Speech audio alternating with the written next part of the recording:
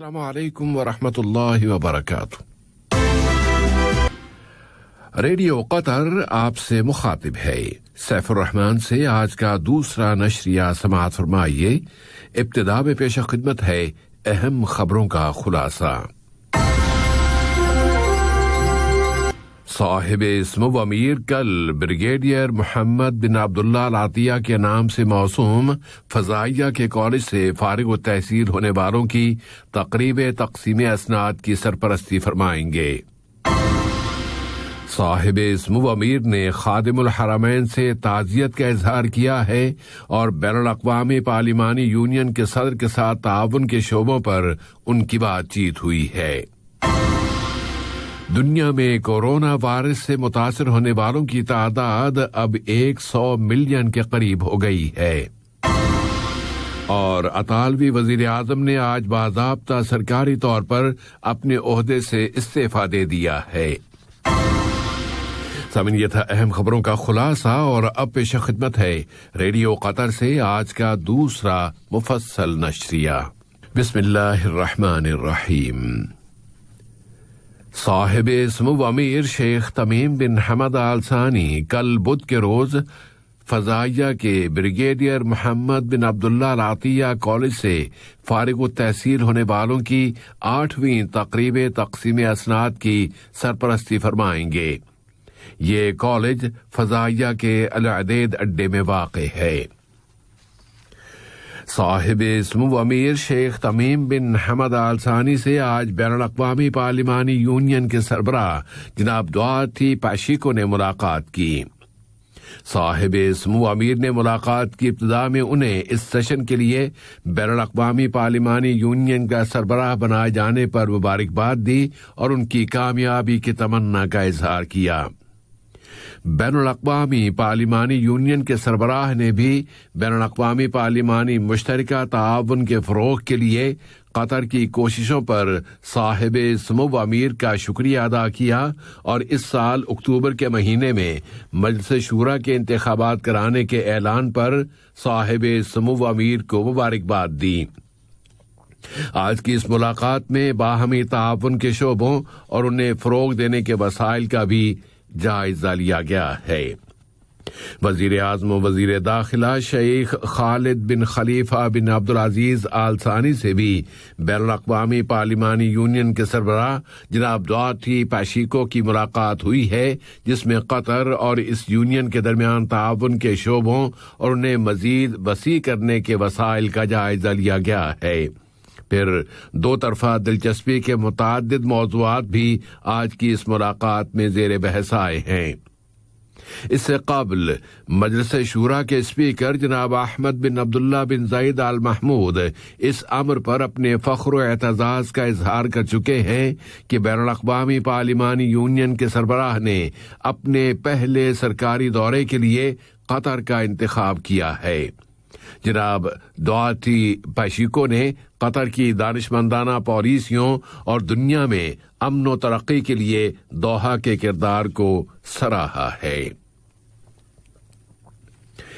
صاحب اسم و امیر شیخ تمیم بن حمد آل ثانی نے برادر ملک سعودی عرب کے بادشاہ خادم الحرمین شاہ سلمان ابن عبدالعزیز آل سعود کے نام وہاں کی شہزادی صاحبت السمو شہزادی طرفہ بنت سعود بن عبدالعزیز آل سعود کی وفات پر تعزیت کا برقی پیغام ارسال کیا ہے۔ نائب امیر شیخ عبداللہ بن حمد آل ثانی نے بھی برادر ملک سعودی عرب کے بادشاہ خادم الحرمین شاہ سلمان ابن عبدالعزیز آل سعود کے نام اس موقع پر تعزیت کا برقی پیغام روانہ کیا ہے۔ اسی طرح وزیر اعظم و وزیر داخلہ شیخ خالد بن خلیفہ بن عبدالعزیز آل ثانی نے بھی خادم الحرمین کے نام شہزادی طرفہ بنت سعود بن عبدالعزیز آل سعود کی وفات پر تعزیت کا برقی پیغام ارسال کیا ہے۔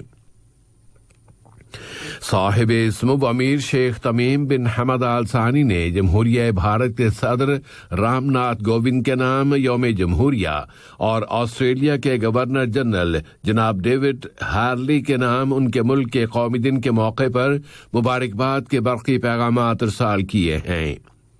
اسی طرح صاحب سمو امیر نے جمہوریہ پرتگال کے صدر مارسیلو ریبیلو ڈی سوزا کے نام نئی صدارتی مدت کے لیے کرائے جانے والے انتخابات میں ان کی کامیابی پر مبارکباد کا برقی پیغام بھی ارسال کیا ہے اور ان کی کامیابی کے ساتھ ساتھ دونوں ملکوں کے تعلقات کے مزید فروغ کی خواہش کا اظہار کیا ہے۔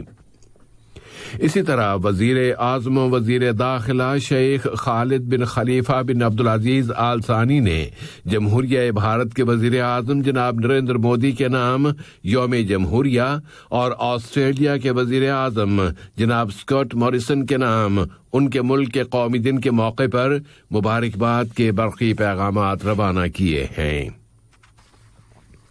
ملک میں کورونا وائرس کی تازہ ترین صورتحال یوں بتائی گئی ہے کہ یہاں اس بیماری سے شفا پانے والوں کی تعداد میں مسلسل اضافہ ہو رہا ہے اور اب ان کی تعداد 1,44,981 ہو گئی ہے۔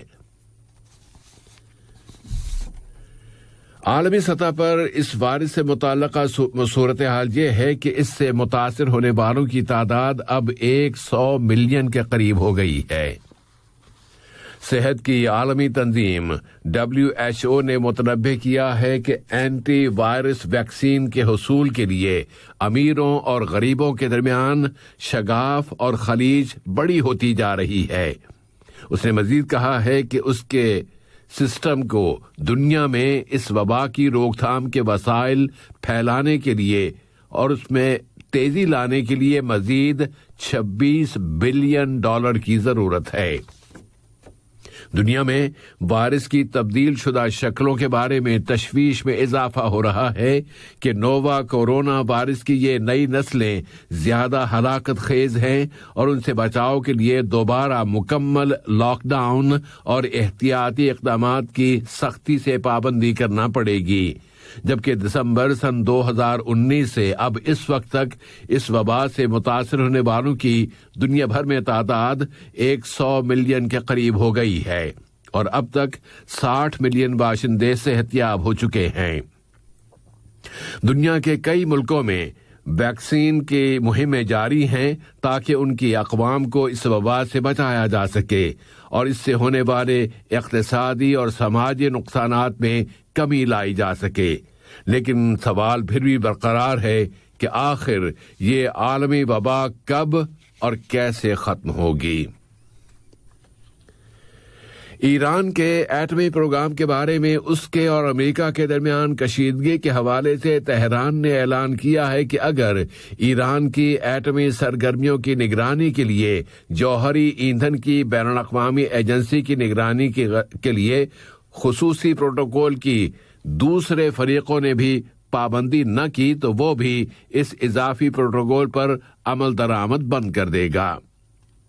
تہران نے واشنگٹن سے مطالبہ کیا ہے کہ وہ مکمل طور پر اس سمجھوتے میں واپس آ جائے اور اپنی ذمہ داریاں پوری کرے تاکہ پھر ایران بھی ایٹمی ذمہ داریوں کی پابندی میں کمی کے اپنے اقدامات واپس لے لے۔ روس کے دارالحکومت ماسکو میں کی گئی جوائنٹ پریس کانفرنس میں روس کے وزیر خارجہ سرگی لیوروو نے اپنی اس امید کا اظہار کیا ہے کہ امریکہ اس ایٹمی سمجھوتے کی دوبارہ پابندی شروع کر دے گا، جبکہ ایران کے وزیر خارجہ محمد جواد ظریف نے اس موقع پر کہا کہ واشنگٹن نے اس ایٹمی سمجھوتے میں درج اپنے وعدوں کو سابق صدر اوباما کے دور میں بھی پورا نہیں کیا تھا۔ امریکہ میں وہاں کے ایوان نمائندگان نے سابق صدر ڈونلڈ ٹرمپ پر لگائے جانے والے الزام کی چارج شیٹ سینٹ کے حوالے کر دی ہے تاکہ سابق صدر کی امپیچمنٹ یعنی ان کا مواخذہ شروع کیا جا سکے کہ انہوں نے امریکی کانگریس کی عمارت کیپٹل ہل پر چڑھائی کے لیے اپنے حامیوں کو ابھارا تھا۔ اس طرح امریکہ کی تاریخ میں یہ پہلا واقعہ ہوگا کہ کسی سابق امریکی صدر کی معزولی کے لیے کوئی مواخذہ کیا جا رہا ہو۔ دوسری جانب امریکی صدر جو بائیڈن نے روسی حزب اختلاف کے لیڈر الیکسی نافالنی کے قضیے کے بارے میں اپنی تشویش کا اظہار کرتے ہوئے کہا ہے کہ ان کا ملک اسٹریٹجک ہتھیاروں کی روک تھام کے معاہدے پر روس کے ساتھ تعاون کے لیے تیار ہے۔ جو بائیڈن ٹرمپ کے صفحے کو پلٹ دینے کی بھرپور کوشش کر رہے ہیں اور اب ان کی صدارت کے دوسرے ہفتے میں بھی ان کی زنبیل میں متعدد فیصلے اور قراردادیں موجود ہیں جن پر وہ اس ہفتے کے دوران دستخط کر دیں گے۔ تیونس میں ان دنوں احتجاجی مظاہرے ہو رہے ہیں اور وہاں کے وزیر اعظم ہشام المشیشی نے اپنی کابینہ میں کی جانے والی ترمیم اب پارلیمنٹ کے حوالے کر دی ہے۔ اس ترمیم کے تحت 25 میں سے 12 وزارتوں کے قلمدان تبدیل کر دیے گئے ہیں۔ اس سے قبل تیونس کے صدر قیس سعید نے اس کے بارے میں کہا تھا کہ یہ رد و بدل سیاسی رضامندیوں کے لیے کیا گیا ہے اور اس میں آئین میں درج اقدامات کی پابندی نہیں کی گئی۔ اور آخری خبر یہ ہے کہ اٹلی کے وزیر اعظم جوزیپے کونٹی نے باضابطہ سرکاری طور پر آج اپنے عہدے سے استعفیٰ دے دیا ہے۔ کس طرح اٹلی کے سیاسی بحران پر قابو پانے کے وسائل پر باضابطہ مشاورت کی راہ ہموار ہو سکے گی۔ اس استعفے کی بڑی وجہ یہ ہے کہ اطالوی وزیر اعظم وہاں کورونا وبا کے ساتھ برتاؤ اور ملک میں کساد بازاری کی وجہ سے اطالوی سینٹ میں اپنی مطلق اکثریت سے محروم ہو گئے ہیں۔ آج کا یہ نشریہ ختم ہونے سے قبل اہم خبروں کا خلاصہ ایک مرتبہ پھر سماعت فرما لیجیے۔